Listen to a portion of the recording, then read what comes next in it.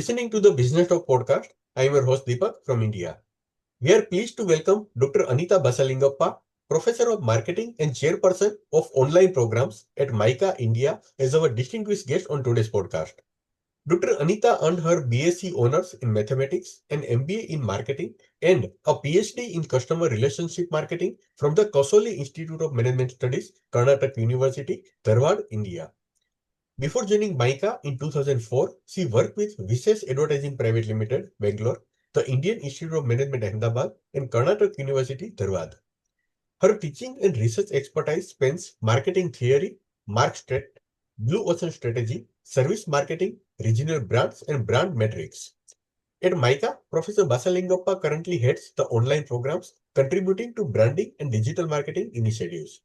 She held several key leadership roles, including chairperson of the marketing area, chairperson of admissions for PGDM, and chairperson of the FPM program.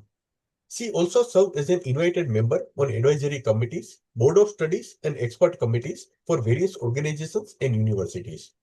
In this episode, Professor Anita Basalingappa explores her research from classroom to clicks, how online learning shapes strategic marketing leaders. Let's not keep you waiting. Please join me in welcoming Professor Anita Basalingappa to the podcast. Professor Anita, thank you for graciously accepting our invitation. It's an honor and privilege to have you with us today. Thank you so much, Dr. But this is really nice. Thank you for inviting me. Professor, in what ways have online executive programs changed how business leaders or marketing leaders develop and apply strategic thinking compared to traditional classroom learning? It's a kind of an interesting question, which can be probably answered in quite a number of ways. But I'd like to begin with the fact that every education is either for life or for in parts learning when it becomes vocational, right?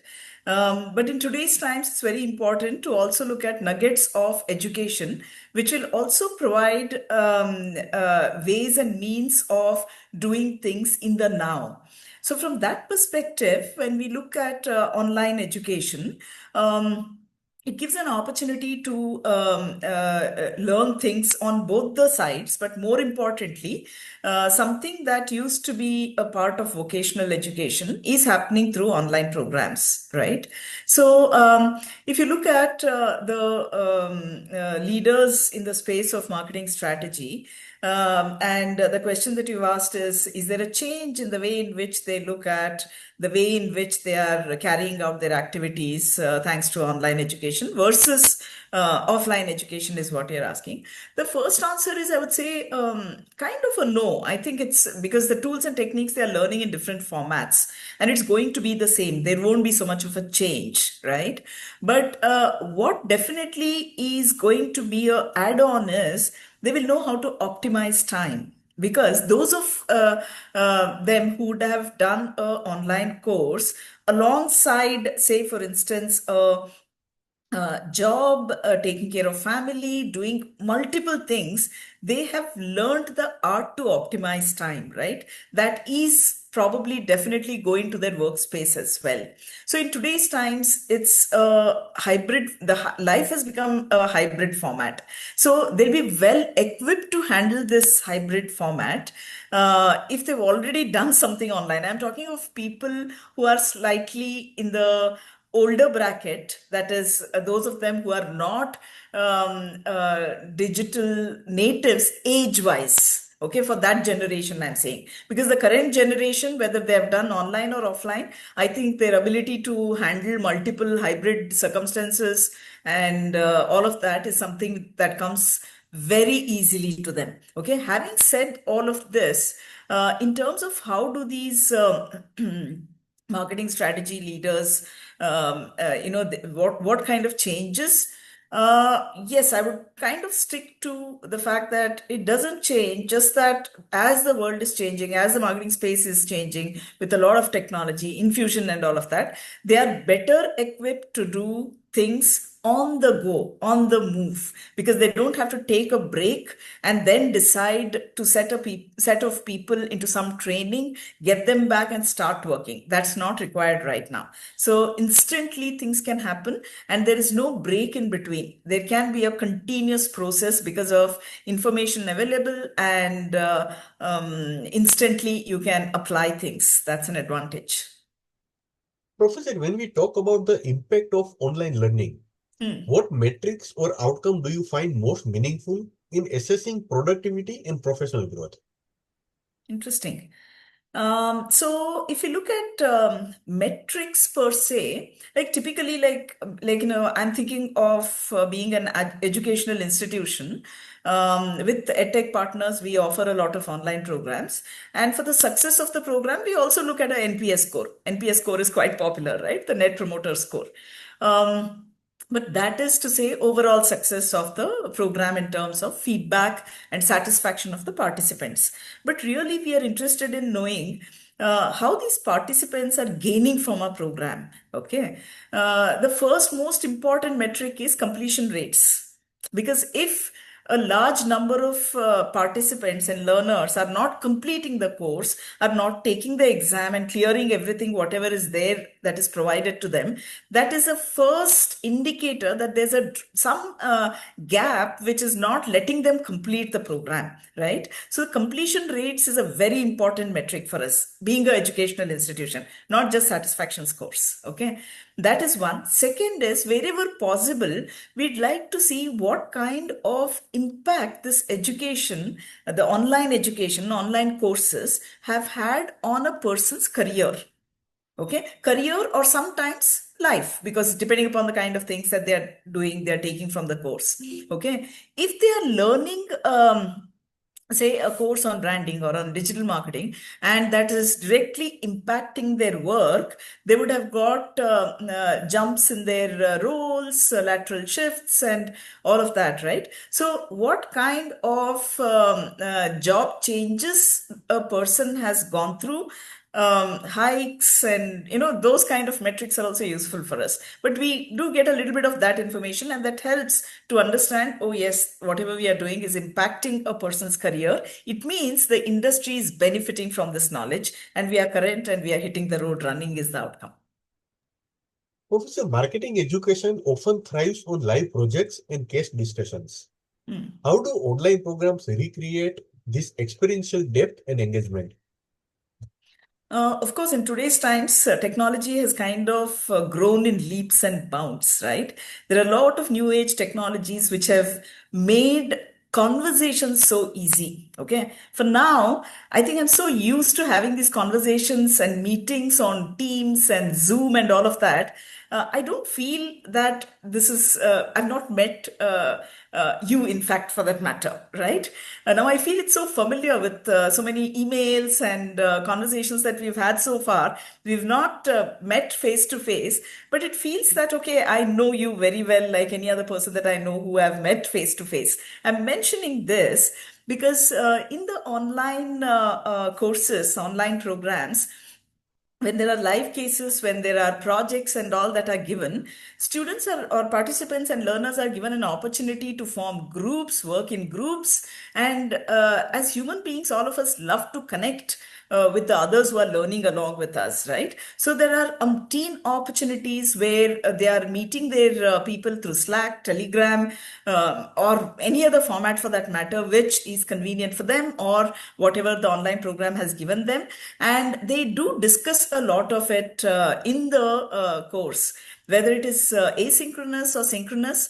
There are various modes in which people connect, and in today's times, we are very comfortable with connecting with the other in an online format, right? So managing group discussions, managing live projects, many of the technology related learnings that happen online. So forming groups and learning live sessions is actually a cakewalk in today's times. But having said all of this, sorry, I must say this, that having said all of this, it makes a difference when one is there face to face in a physical campus. So in many of the online programs, there's a small immersion kind of a thing where they go back to the campus or they have boot camps in a particular place. That also helps bridge that online offline gap, if at all there is quite a bit which is yet to be done.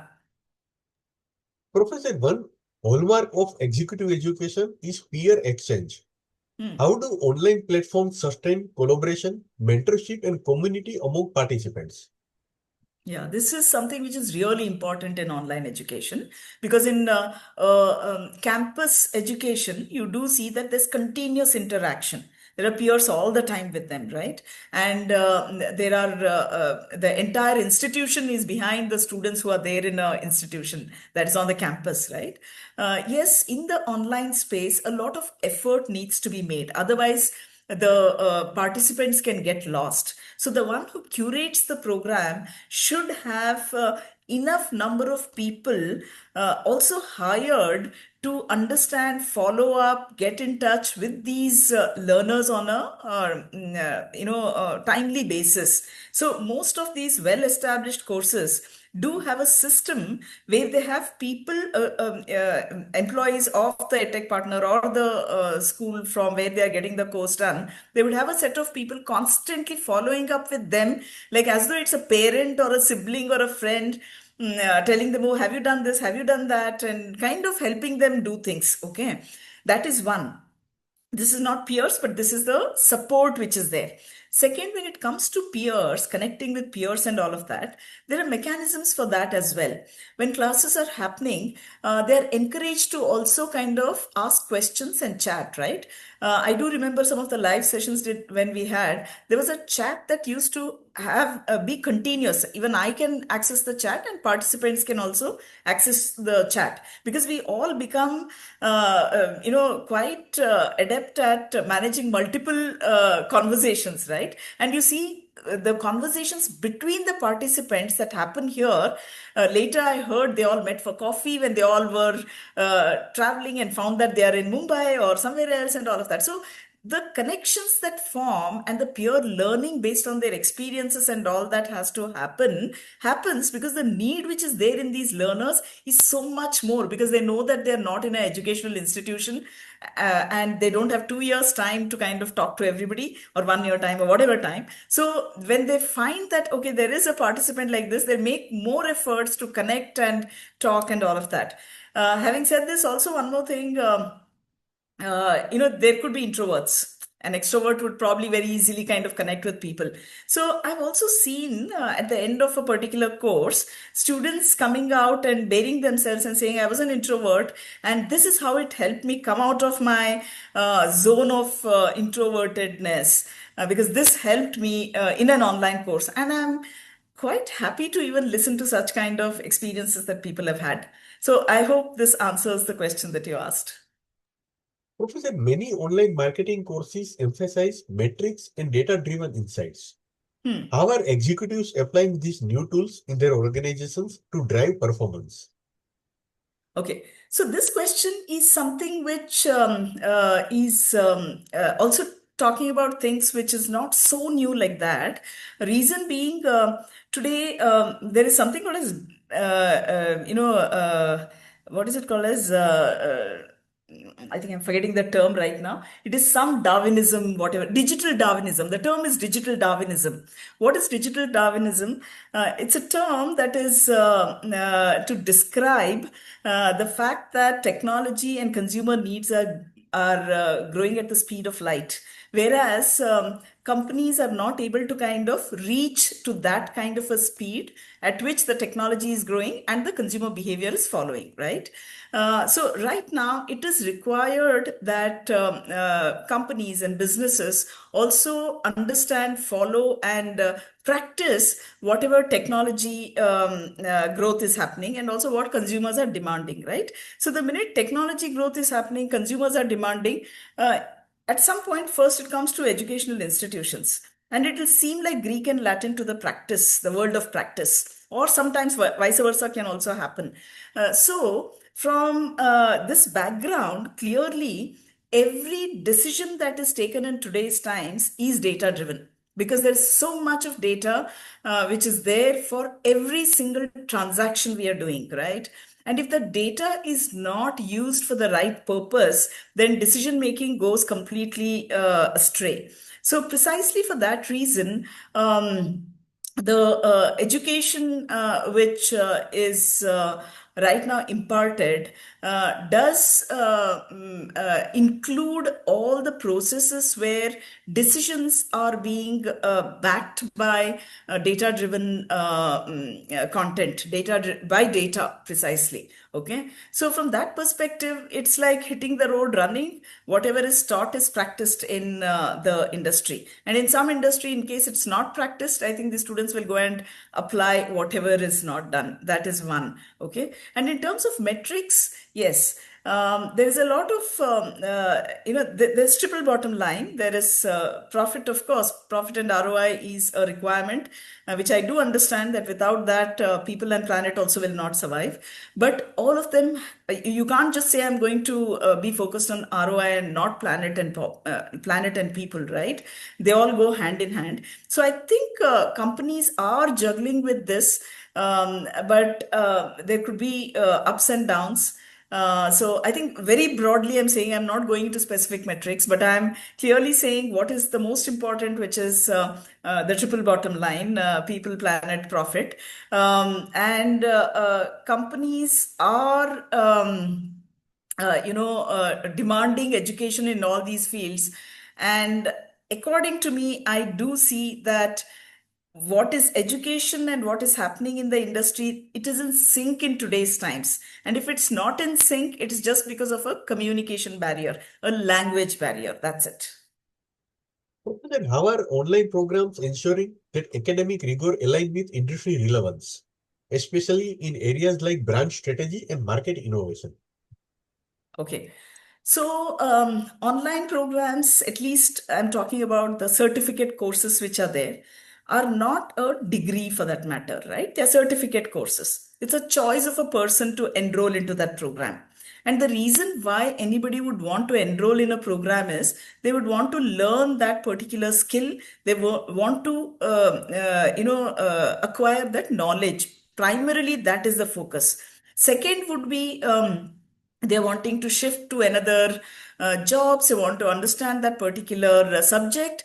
And also there is a possibility that sometimes an institution or a brand is very aspirational, and they want to check what is it that they can learn from this particular brand, this particular institution under this area, and they join. These are various reasons why they join, right? I'm giving you this background because once they join any online certificate program, in case if they find the course is dated, they don't need to continue, they don't need to come back. The fact that they come back and they find that the metrics that I mentioned earlier, that is the kind of progress in their life career of jobs and all that are happening, that's one metric. The fact that they're completing the course and the NPS scores are high, these three metrics, if they're high, it says that these courses are relevant. And of course, the question that you asked, how do you manage academic rigor and industry relevance? The online courses must hit the road running because many of the participants are coming from the industry and they want something extra from these courses apart from what they're already doing in the industry. Right. So we have to kind of ensure that whatever is happening in the industry is there, and we have to tell them what extra they can do and how exactly they should do to be able to apply. And if I am right now doing a particular course and I'm working, I learn this. Next day I will apply. If I can't apply, then I'll quit, right? So this is the best way in which online course is on tender hooks, because your NPS score will go down, your drop rates will go down, and clearly the learner will not be able to make use of your education, whoever is there, right? So these three, they are all interrelated. So this is an indication that we ensure that there is academic rigor. Of course, there are continuous ways in which we keep looking at updating the courses, because updating the courses, you need not wait for a specific period of time, right? You can instantly make updates and ensure that the participants get that knowledge and education and skill as required. So, in today's life, whether it is online or offline, continuous updation is the key mantra to education, because you really don't know till Gen AI has gone to agentic AI. From agentic AI, you don't know what else will come in. So, we need to be on the go in terms of our learning. I think that is reflected in online programs. In case if it's not reflected, of course, it's a death knell. Professor, I'd like to conclude this episode with one last question. Hmm. Looking ahead, how do you envision the next evolution of online executive programs shaping the future of marketing leadership? Yeah. So, online education is here to stay. I will give a parallel to it. Like, for instance, in India, we have quick commerce, right? Quick commerce like Blinkit, Zepto, and all these are quick commerce brands. And those of us who have tasted the convenience at the doorstep, thanks to a 10-minute delivery, 20-minute delivery that we are getting, I'm sure we don't want to let go that. Right? We would also like to go to a Kirana store and buy, go to a mall, but this quick commerce has given us so much of convenience. So I'm drawing a parallel to online education. Those of them who choose to not do a offline education will do multiple online educations or a online MBA and kind of stuff, right?